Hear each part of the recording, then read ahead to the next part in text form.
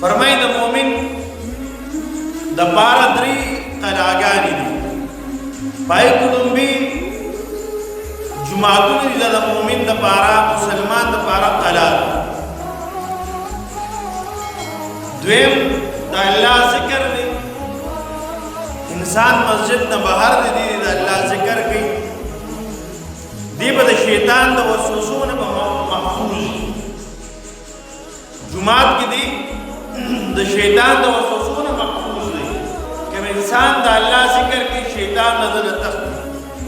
څوک چې د الله نوم لري الله اکبر وای سبحان الله الحمدلله وای دا څه کس د شیطان لري تخت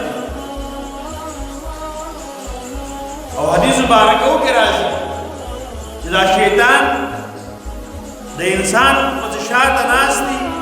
بل خلطه مې عزت را راوړل کړی او چې کله دی غافل یاله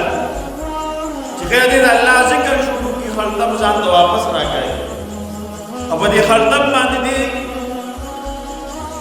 د انسان د وسوسې په لګي ورچي د شیطانې کارونه وته محترم بیا فرمایي دریم نمبر چې د مسلمان لپاره د مؤمن لپاره کله ده